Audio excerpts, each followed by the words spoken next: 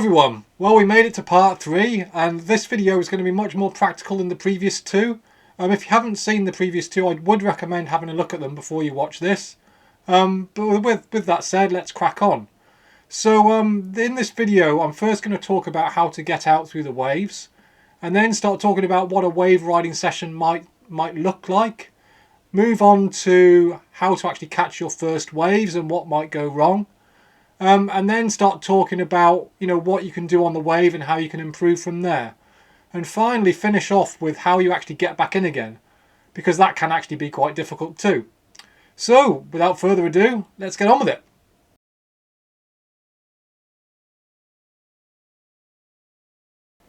Right then, how to get out.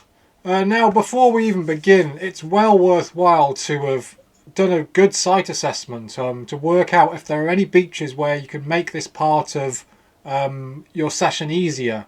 I talk about this a lot in part 2, so go back and watch that if you haven't already.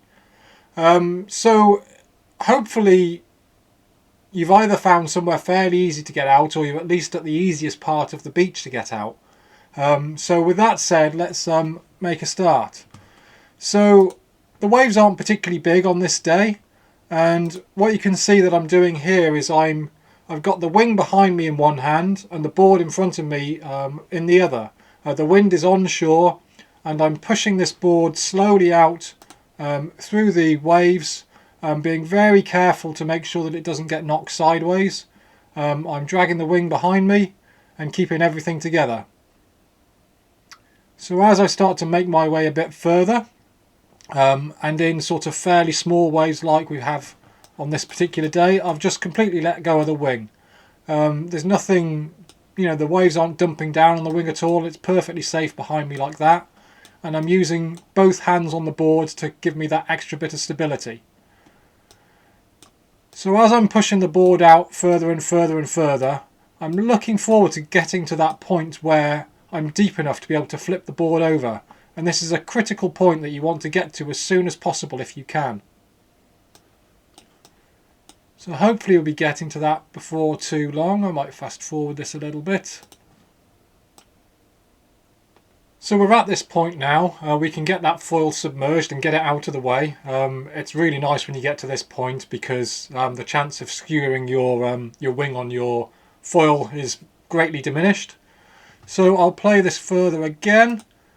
So what I'm going to do next is I'm going to grab my wing and bring it to the board.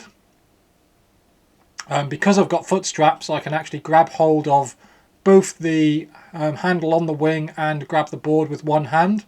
This is very, very handy if you can do it. But if you haven't got foot straps on, it's a little bit more difficult.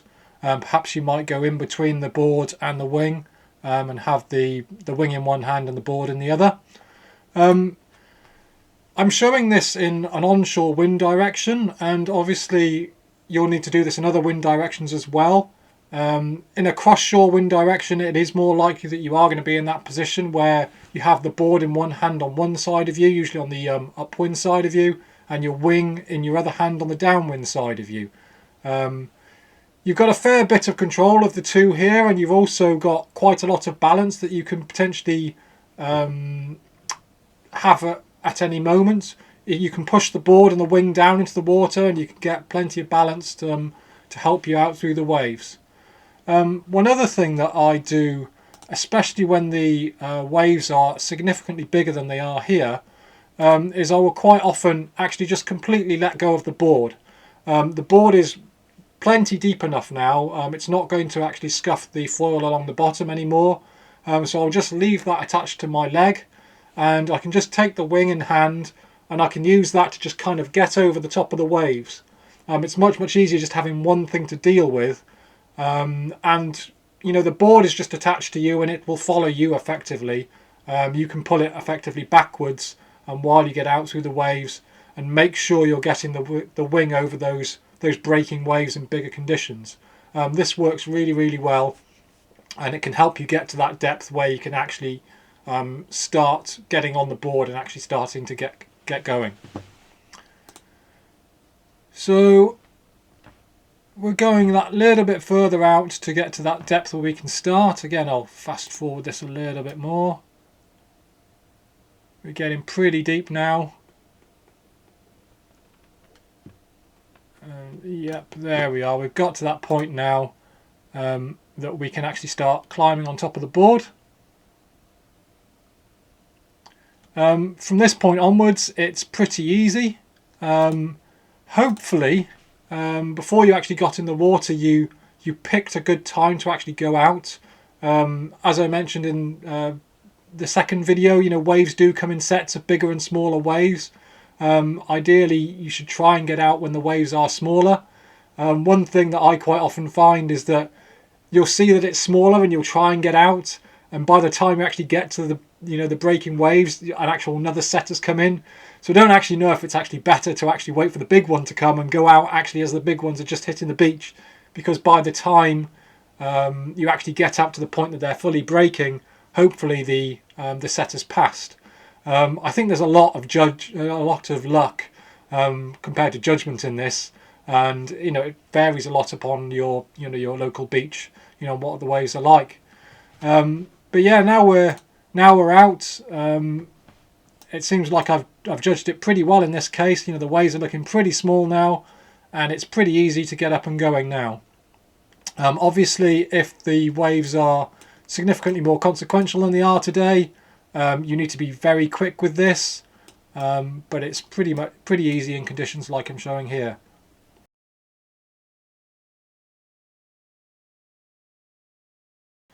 So before I move on and talk about the various techniques involved with wave riding, one thing I wanted to show was some continuous footage of riding some waves and going in between, and talking about the various decisions you need to make and what you're looking out for. So we're going to look at two waves back to back, which I'm just going to play now, and I'll talk about some of the decisions we're making. So this wave is just coming up to us right now. We're making a decision whether it looks steep enough, and in this particular case I decide against it. We're going to look at this next one again. You can see there's a few kind of waves kind of on top of each other. There's not one single wave. So again, we're just going to pass on this one. But the one behind it here is actually looking a little bit more positive. So you can see that I'm going to jibe on this one. Now in this particular case, I haven't actually jibed and got my foot switched quick enough. So what I'm actually going to do is look at this wave behind me here, because it is ramping up quite nicely. So we're going to wait for it to catch us up, and the next thing is to build a bit of speed to be able to catch the wave, and then we can flag the wing and off we go. Now I'm not going to go into much detail of the actual wave riding part of this at the moment, because we'll cover that later. But we're riding this wave along, and soon we're going to be making a decision about when we want to get off this wave. So we're getting close to the beach, and now we've decided that we're going to turn around and get back out again. So again, we're doing the same all over again. We're riding out, we're looking at the waves, we're looking for a wave which is forming up quite nicely. Let's fast forward this a little bit. This one's starting to look quite nice. We decide to pass on that one. And this one's looking nice. As you can see, that's heaping up quite nicely. So let's play this again. So again, we're riding in. As you can see, we're pretty far out here, and it's well before the waves are actually breaking at all. So we start our wave ride, and in this example, I've actually got up a little bit too high on the wave and lost a bit of power. So as you can see, I was pumping then to actually get back on it. Now we're starting to ride the wave again, and soon as we get close to the beach, we'll be getting to that point again where we're going to need to get out. We can see the waves are starting to steepen up here, and out we get.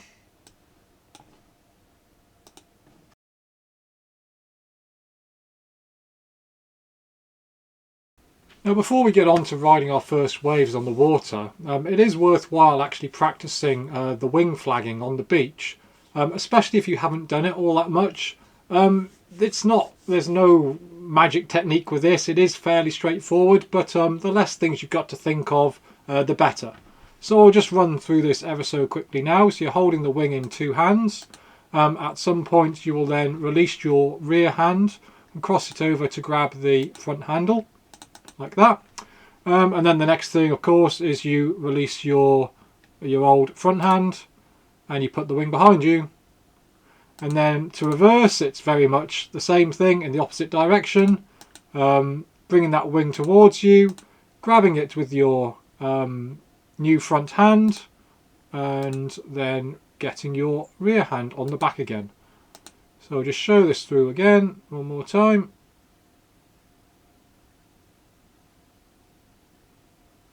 And back again. We'll just show it on the other side. It is worthwhile practicing this on both sides. You don't know which way the wind's going to be going on the given day that you're going to be riding your waves. So one last time, yeah, cross your hands over, grab that front handle, release your old front hand, get it in a nice neutral position, imagine you're riding a wave, and then just reverse the process. Bring the wing back across your body and grab the front of the wing and then the back of the wing, and we're done.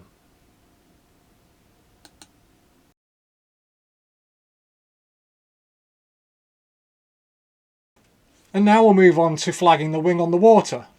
So we've got quite a nice day here today. There's a little bit of a swell running, but you don't actually need any swell to do this. You know, if you're fairly well powered, you can actually just ride along and use your board speed.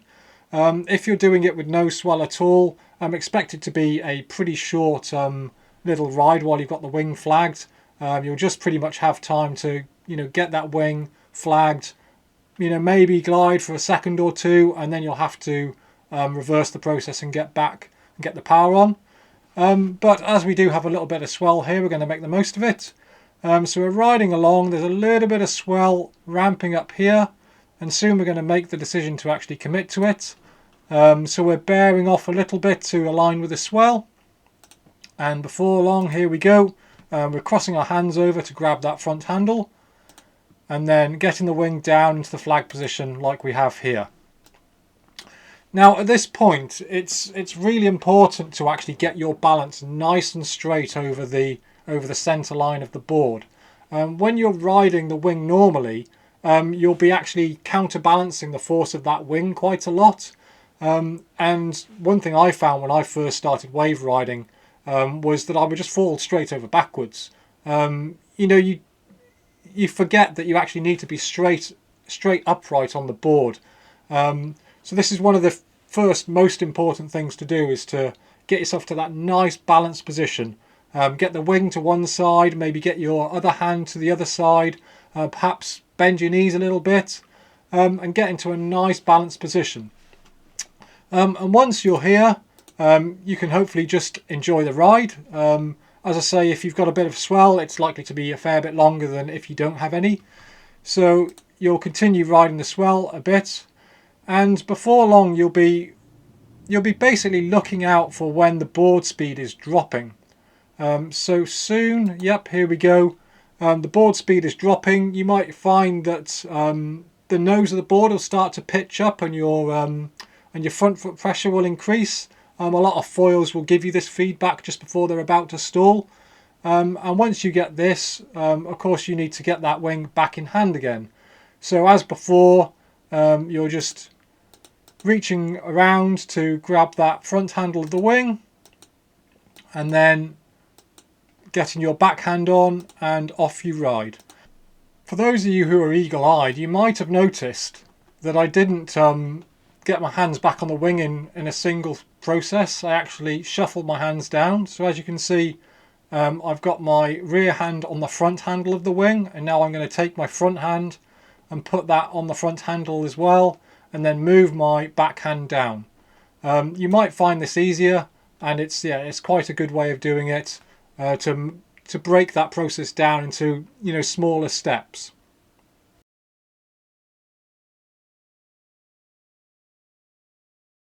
So here we are, ready to ride our first little bit of swell. So the wind is again sort of onshore. We've got a nice little swell line here. I'm well outside all of the breaking waves. They're probably 50 metres, maybe 70 metres kind of closer to the beach. so in a nice safe position. I'm riding out, I've made the decision to commit, I'm bearing the board away from the wave, and we're going to transition the wing into the flag position. So there we are now, we're in a nice balanced position. I'm on a fairly high aspect ratio foil here, so it'll go pretty quick, and if I were to ride straight in towards the beach, I'd outrun the wave and I'd basically lose power.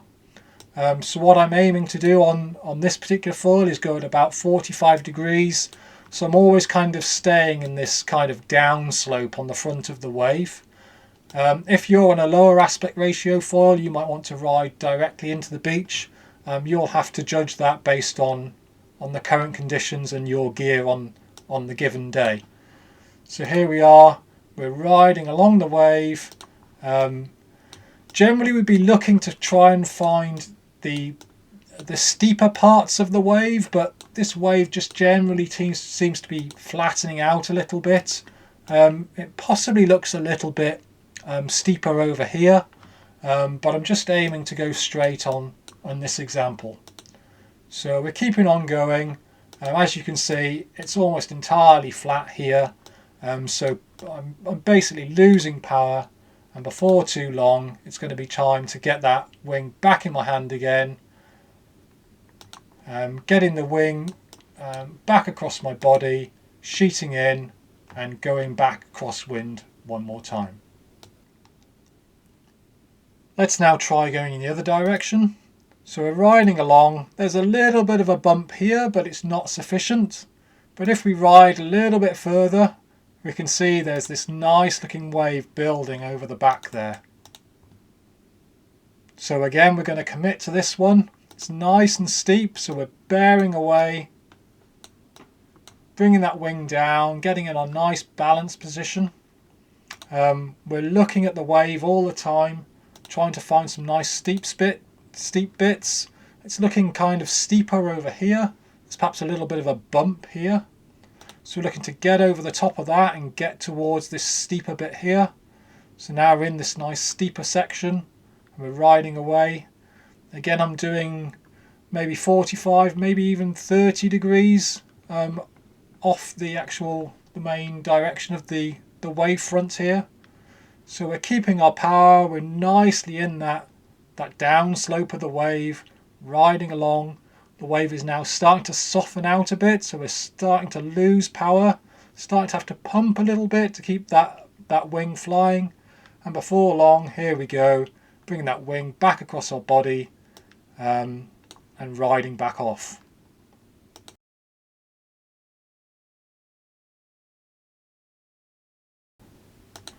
So here we are again, same day, different wave. So we've picked this wave out and we're bearing off, getting that wing flagged. It's starting to look a bit lumpy round here, but we're just going to ride through this for now. Now, the previous waves we've largely just been riding straight, but in this case I'm going to outrun this wave a little bit.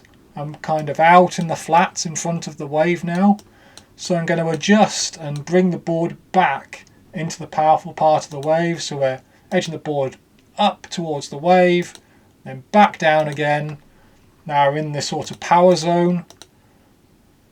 And here we go one more time, we're starting to outrun the wave. So up we go again and down one more time. Now the waves are starting to break, as you can see the white water here, and we're going to get out of here. And this is an important decision you need to make. So here we are, we've got the power back in the wing again, and we're going to get over those waves before we get into a tricky situation. So here we are on a different day. The waves are a fair bit bigger and that fair bit more advanced. So we're riding along, we've seen this nice hollow down here that we're eyeing up. We flag the wing and we're trying to get down to this nice concave down here. So we're aiming more across the wave now. So we're heading more up the face and now straightening out. We're heading almost directly into the beach and then aiming back across the wave to get ourselves up the face, across the wave a little bit now. We're seeing the waves starting to break all around us, so we're starting to think, let's get out of here. So again, we're jibing the board and getting ourselves into position to get the hell out of there before we get into trouble.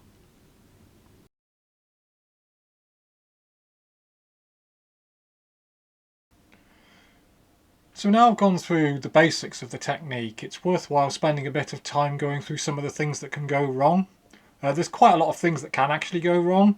Nothing too serious, but I'll give you some pointers on identifying these things and the kind of things you might be able to do to resolve them.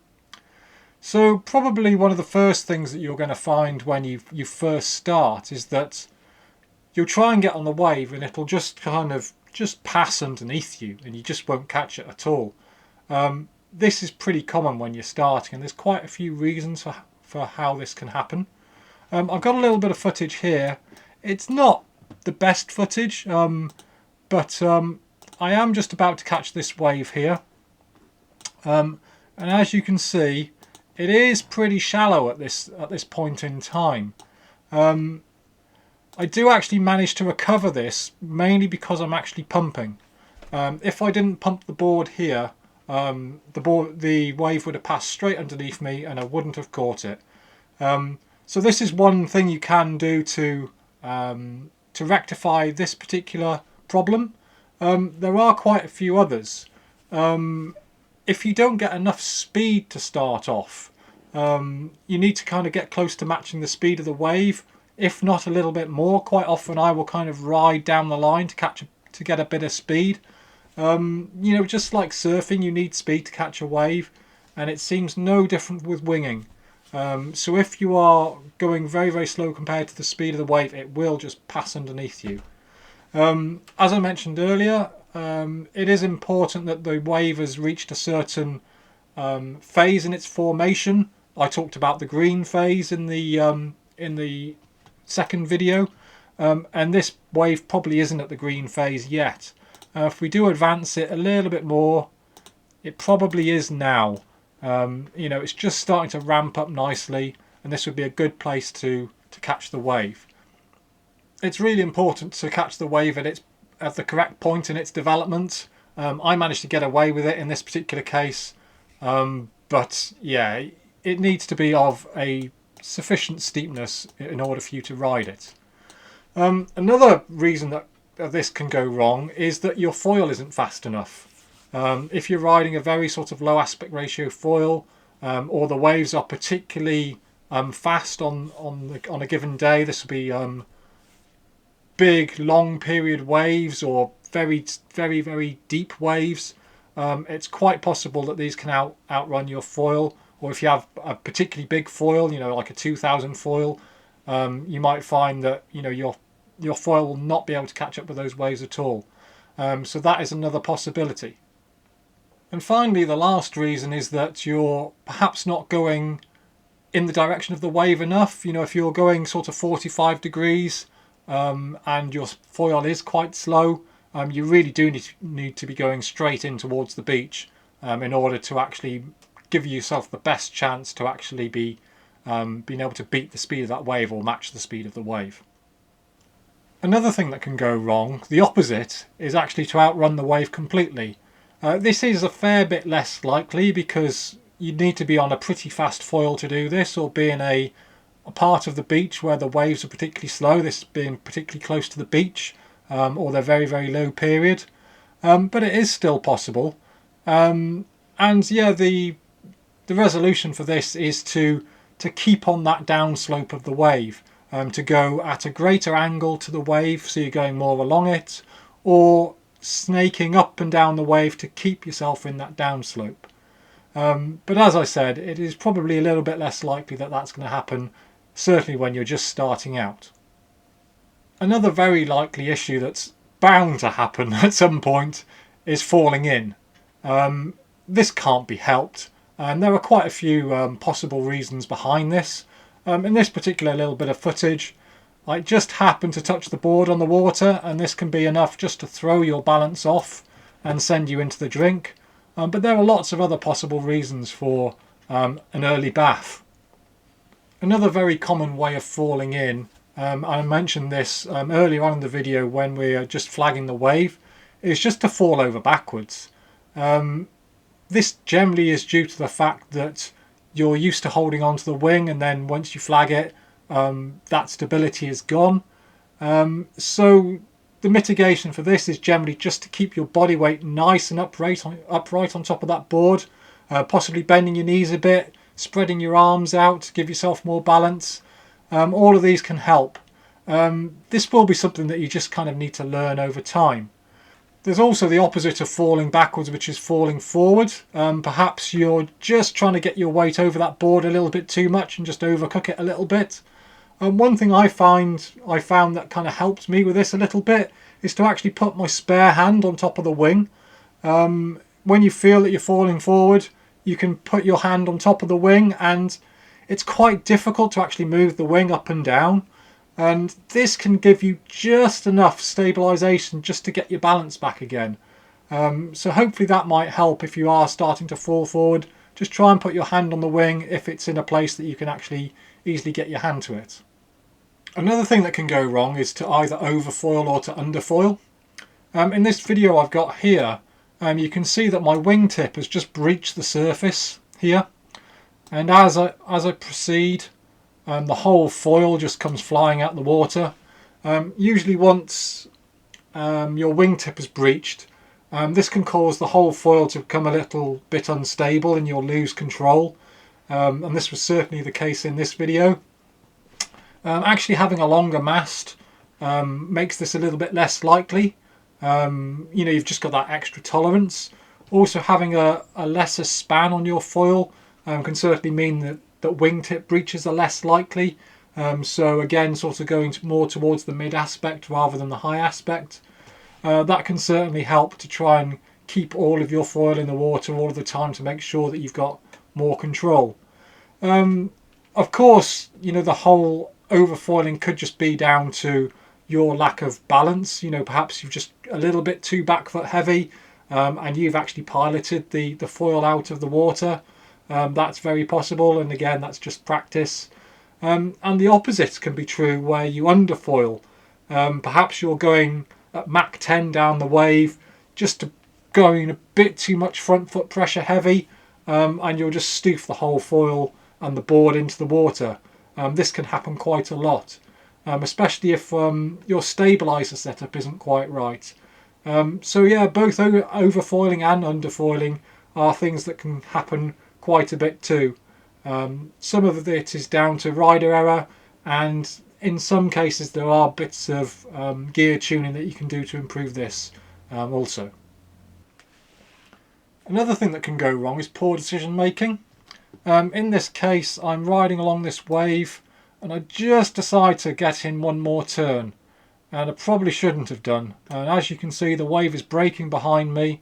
The wind's onshore. It's going to be difficult to get out over the top of this and ride off into further out to sea in this wind direction, especially having got over the top of this lot. There are waves that are just going to bear down on me in future. So yeah, this is an example of a poorly made decision in this particular case.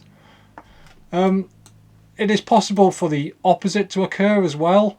So the waves are actually ramping up quite nicely in this direction. In this particular case, it's looking like it's pretty similar in both directions, but it is possible that the wave could be getting softer and softer and softer, and if I were riding in this direction, I would get into a position where I've basically run out of wave. In this, you probably should have turned around and got back onto the steeper part of the wave.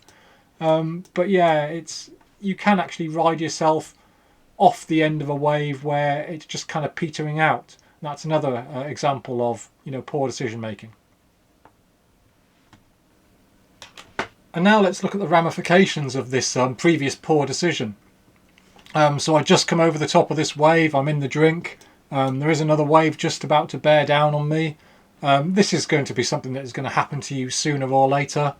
I would recommend that you don't let go of all your kit and just leave it to the mercy of whatever happens. Generally what I do, and this has generally worked pretty well for me, is that I try to keep hold of my wing as much as I can. I let the board do its own thing, and as you'll see here, what I do is I try to lift the wing over the top of the wave as it's breaking over the top of me. This tends to mean that the board just kind of washes in towards the shore with the wave. Obviously it's attached to your leg, so it's not going to go too far. You've got the wing in hand, so that's not going to go too far from you. And generally the two won't come into contact. Even if the board flips over, it's likely going to be at the end of your leash and the wing won't go on top of it. What I used to do was I used to basically throw my wing over the top of the wave, but that does give it the possibility of then landing on the board. I tend not to do that too much unless I have to. Generally there can be cases where the waves are much bigger than this one here, and in that case perhaps that's the only option. You just have to take the risk of that. But generally, if you can, try to keep hold of that wave, try to keep hold of your wing, get it over the top of the wave, try and hold on to it if you can. If it gets taken out of your hand, it gets taken out of your hand.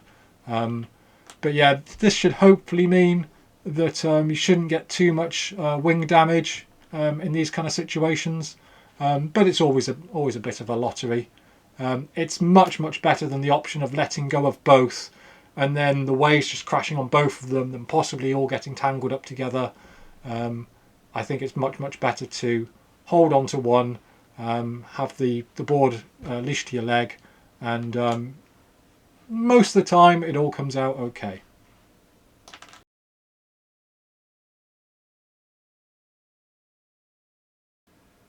And finally, let's talk about how you get back in again. Now this can be quite daunting too, just like getting out can be. Hopefully you've done a decent spot selection and you've got a nice sheltered location where you can get back in again, at least where perhaps the waves are a little bit less big.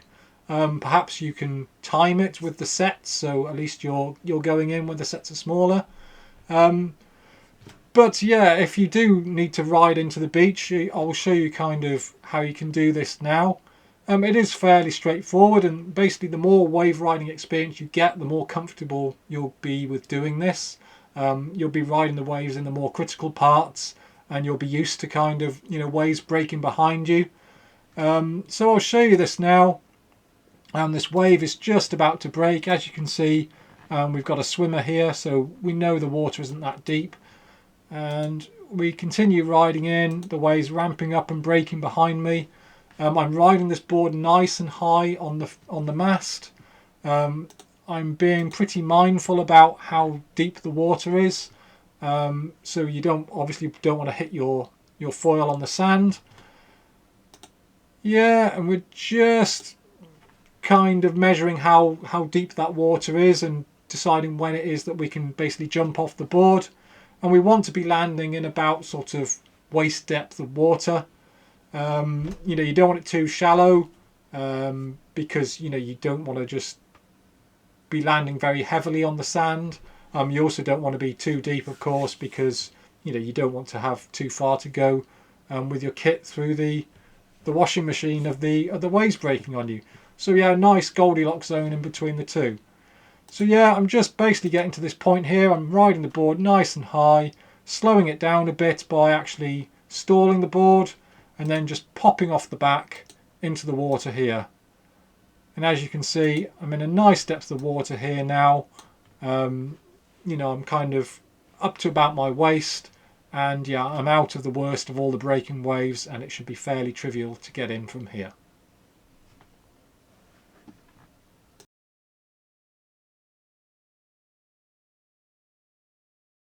Well, that's it for now. Thank you very much for watching.